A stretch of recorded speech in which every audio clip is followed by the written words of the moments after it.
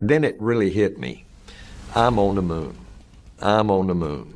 And the excitement, the wonder, the thrill, the adventure of it all. For 50 years, the moon has music kept its secrets. 12 men have walked on its surface, but only one is daring to tell the story no one was supposed to hear. Charles Duke, the 10th astronaut to set foot on the lunar soil, spent 71 hours on that gray, airless world. And what he saw didn't match NASA's reports, didn't match the textbooks, and didn't match anything humanity was prepared to accept. What could possibly exist there that no one ever told us about? For decades he stayed silent, following protocol, giving the world the official version, a barren, lifeless rock. But now, at 89, he's finally music speaking. And what he describes could change everything we thought we knew about the moon and about ourselves. The moon NASA hid. Before we go any further, you need to understand who Charles Duke is. Because what he's claiming is extraordinary, and extraordinary claims require us to consider the source very carefully. Charles Duke grew up in South Carolina, the son of a naval officer. He was fascinated by flight from the time he could walk, earning his pilot's license while still in high school. He attended the Naval Academy, became an Air Force pilot, then a test pilot. This was the traditional path for astronauts in the 1960s. The men NASA selected weren't dreamers or thrill seekers. They were engineers, precise, disciplined, and trained to report only what they observed. Duke was recruited into the astronaut program in 1966 and quickly became known for being calm under pressure, technically brilliant, and completely reliable. During Apollo 11 moon landing, he served as Capcom, the voice from Houston that Neil Armstrong and Buzz Aldrin heard during humanity's most historic moment. 3 years later, it was his turn. Apollo 16 mission launched on April 16, 1972. Alongside John Young and Ken Mattingly, Duke spent 11 days in space and 71 hours on the moon. The mission was supposed to be purely scientific, every step planned, every movement calculated, every observation documented. But what happened out there was never meant to be part of the official record. If you want to uncover the hidden truth about the moon and the secrets NASA never revealed, make sure to subscribe to the channel and turn on the bell icon, because what comes next will change everything you thought you knew. Everything had a reason. Every action, every step was meant to push humanity's understanding of the moon further. And by all official standards, the mission achieved exactly that. Flawless, precise, a complete success on paper, but if you go back and really study the footage from Apollo 16 mission, something feels off. There are brief moments where Charles Duke suddenly stops. Completely. No movement, no adjustment, just standing there, staring at something we can't see. Then John Young comes over the radio, checking on him, asking if he's all right. Duke answers, but not like he usually does. There's a pause, a hesitation, something uncharacteristic. Yeah, I'm fine. Just looking. Looking at what? That part was never explained. Not in the transcripts, not in the official reports. And for decades, not by Duke himself either. When the crew returned to Earth on April 27, 1972, they were celebrated as heroes. There were parades, a visit to the White House, global recognition. Duke spent years giving interviews, talking about the science, the mission details, the experiments, and the breathtaking view of Earth from space.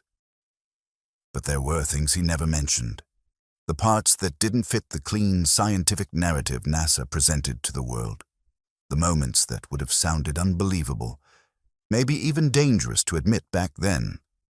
After leaving NASA in 1975, Duke moved on. Businessman, speaker, a man of faith who openly shared how space changed his beliefs. He talked about his life honestly, his struggles, his journey. But when it came to certain experiences on the moon, he stayed silent. carefully, deliberately. For years, he stuck to the safe version of the story, the official version, until one day, he didn't anymore. The shift began around 2015 when Duke was already in his 80s. His interviews started to change, subtle at first, then impossible to ignore. He began describing details he had avoided for over 40 years. At first, they sounded like small, strange observations, easy to dismiss. But over time, his accounts became clearer, more direct, harder to explain away. He spoke about the light, not just different from Earth's light, but wrong, in a way that didn't make sense.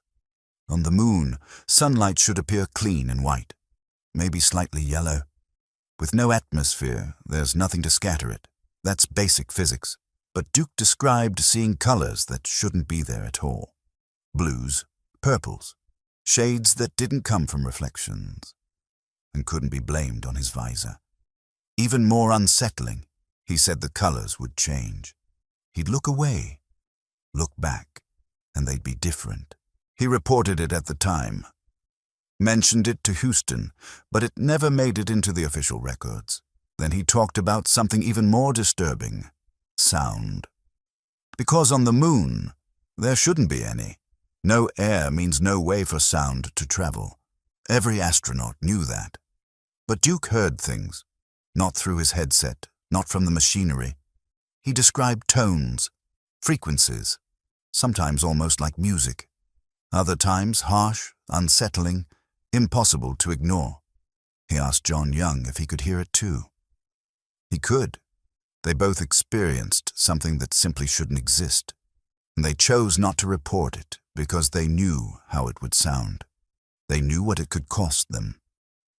Then there was the feeling, the one Duke claims every astronaut who walked on the moon has felt, but rarely talks about, the sense of being watched, not by mission control, not by cameras, something else, an awareness, a presence, not threatening, but overwhelming, like standing in front of something vast, something that knows you're there. Duke described it as feeling like a specimen under observation, as if the observer wasn't just watching, but studying. And then there was time itself. The Apollo missions ran on strict schedules, every second tracked, every task timed. But according to Duke, time didn't behave normally out there. Moments stretched or collapsed. A task that should take minutes felt like it lasted an hour. Other times, long periods passed in what felt like seconds. And when they compared notes, he and Young, their experiences never lined up with the actual clocks. Not once. Not during their entire time on the moon. This wasn't the confused storytelling of someone losing touch with reality. Charles Duke spoke with clarity, precision. His accounts didn't change over time. They stayed consistent across interviews, even years apart. And the details he shared, the kind only someone who had truly been there could know. And he wasn't the only one. In 2017, during a rare private gathering of Apollo astronauts, one of the few times multiple moonwalkers were together in the same room, something unusual happened. According to Duke, a conversation took place that had never happened in public before. They talked, honestly, about what they had really experienced on the moon. Afterward, Duke revealed something chilling. Every astronaut had encountered anomalies, different ones depending on the mission, but none of them matched the clean, simplified version that NASA had shared with the world. And yet, they all stayed silent. Not because they were forced to, not because they were threatened, but because they knew the truth would sound unbelievable. Worse, it could make them sound unstable. So for decades, they said nothing. All of them. Then came the moment that changed everything. In 2019, at the age of 84, Duke gave an interview that would become his most controversial. He was asked directly, had he seen anything on the moon that NASA never revealed?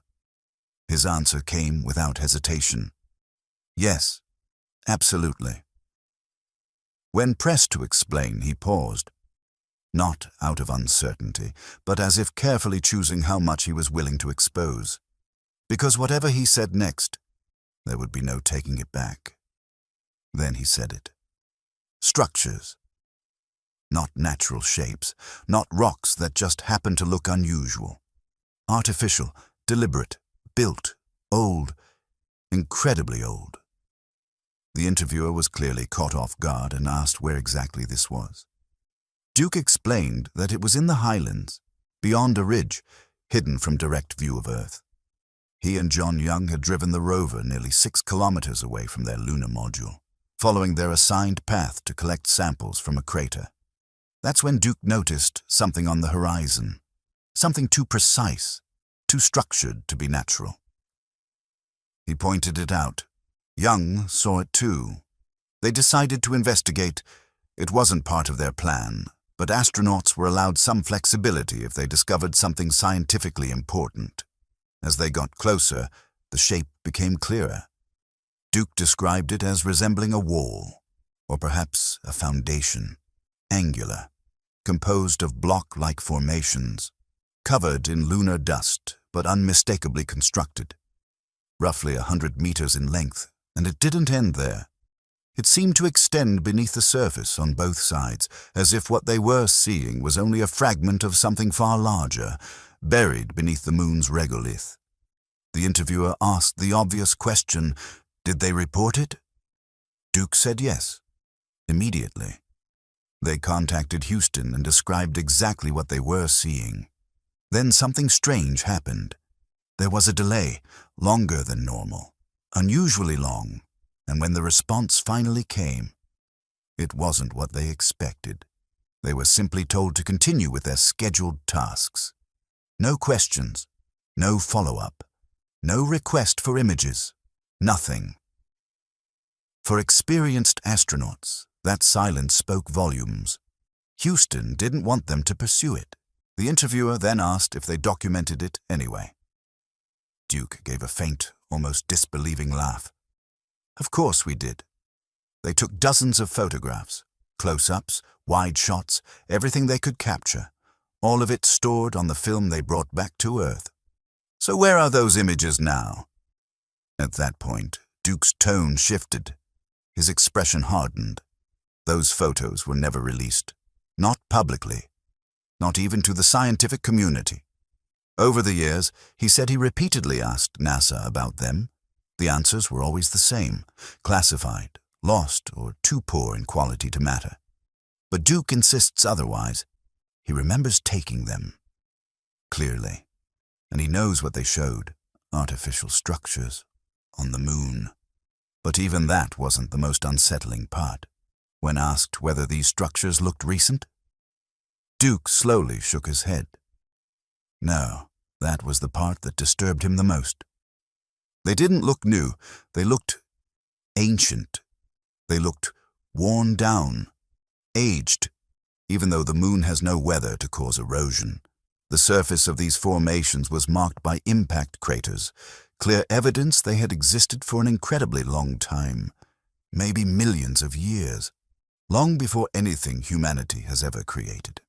In fact, long before humans themselves. The implication was impossible to ignore. Finally, the interviewer asked the question everyone was thinking. Who built them? Charles Duke answered quietly, but with certainty. I don't know, and that's what makes this so difficult. I don't know, but something, or someone, constructed those structures on the moon long before we ever arrived. And NASA knows about it. They've just chosen not to tell the public. When that interview was released, the reaction was exactly what Duke had feared for decades. Ridicule, doubt, dismissal. Most mainstream outlets either ignored his statements entirely or framed them as the confused claims of an aging man seeking attention late in life. Critics argued his memory had faded, that time had distorted what he experienced. Some even suggested the harsh lunar environment or exposure to cosmic radiation might have affected his mind in ways that only became visible years later. But Duke didn't back down. He didn't retract anything. Instead, he went further. He began sharing additional details, things beyond the structures themselves. He described patches of lunar dust that looked recently disturbed, far too recent to be explained by natural processes. Tracks or paths that hinted at movement across the surface. Strange reflections, glimmers of something metallic or glass-like embedded in crater walls. Materials that didn't match any known lunar geology. He also spoke about something harder to explain. Certain areas felt different, as if you could cross an invisible line and the entire atmosphere, not physical but perceptual, would change. In some places, the sense of presence grew stronger. In others, it vanished completely. Like walking from one room into another, same structure, completely different feeling. Then there were the radio anomalies, brief, unexplained signals on frequencies that should have been silent. Not voices, not mechanical interference. Something almost musical. NASA's explanation was simple, reflections of broadcasts from Earth. But Duke pointed out the flaw. They were on the far side of the moon. By all known physics, that shouldn't have been possible. And then he described something even stranger.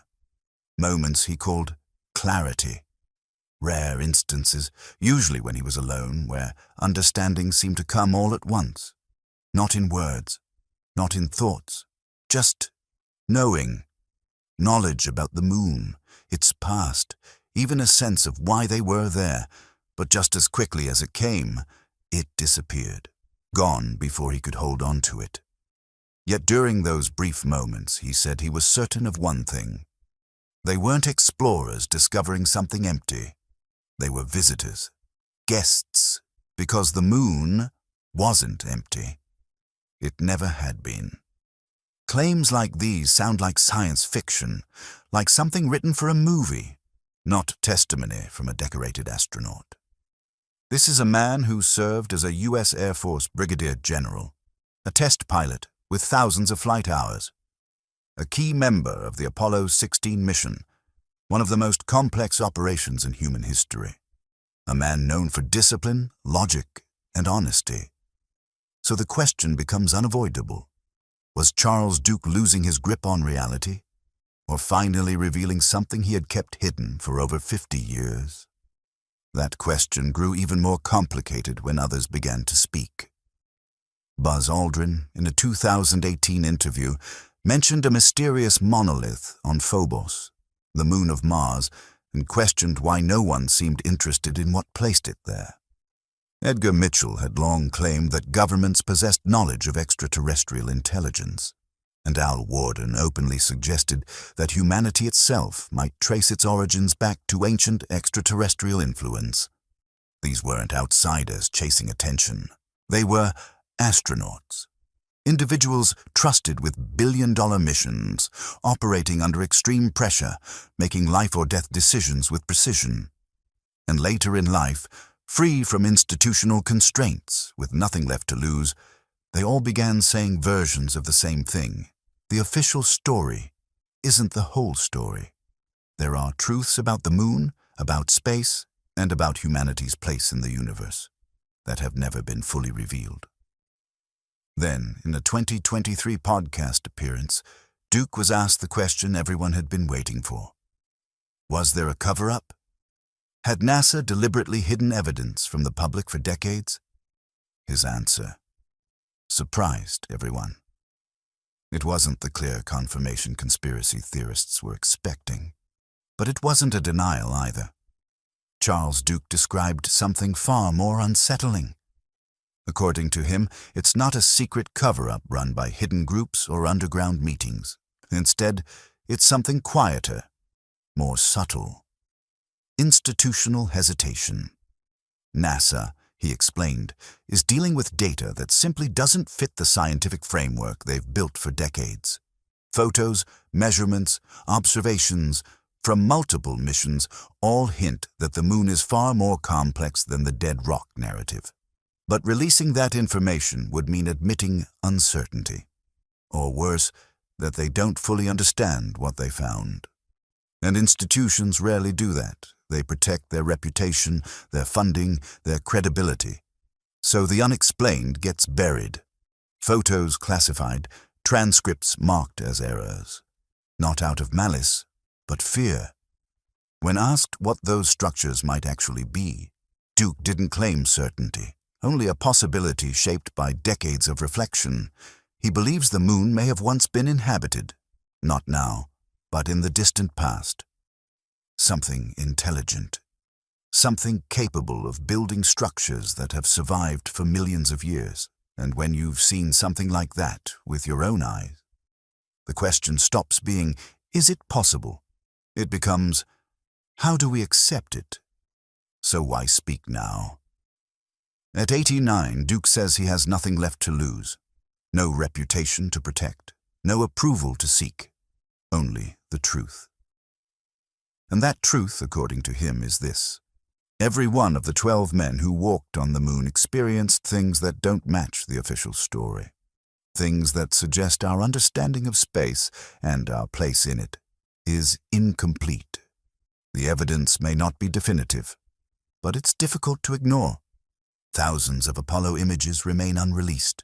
Mission transcripts contain unexplained gaps, and even former insiders have hinted that unusual discoveries were quietly set aside. Maybe it's nothing, or maybe it's the biggest story humanity was never meant to hear. Even today, no one has shared full details. Most still point to non-disclosure agreements and classification rules that somehow remain in place even after all these years. What's even more striking is how closely Charles Duke's account lines up with what others have hinted at. Astronauts from entirely different missions, different locations, different times. The same patterns keep appearing. A strange sense of being watched. Light that behaves in ways it shouldn't. Moments where time doesn't feel normal. And structures that simply shouldn't exist. If this were just imagination or a search for attention, the stories would differ. They'd feel personal, inconsistent, but they don't. They echo each other across 50 years of silence. 12 men, 12 separate journeys, yet one underlying truth, left untold. And the moon? It's still there, quiet, unchanging, watching. Whatever Duke witnessed, whatever he captured, whatever NASA chose to set aside, it hasn't gone anywhere. It's still there, hidden, in plain sight. So maybe the real question isn't whether the evidence exists. Maybe the real question is, are we ready to face it? Because if humanity finally dares to look, what might be waiting for us after 50 years of silence? The truth isn't always comfortable, but it's always worth knowing. If you want more hidden stories like this, make sure to subscribe to the channel and turn on the bell icon, because the next revelation might be even bigger.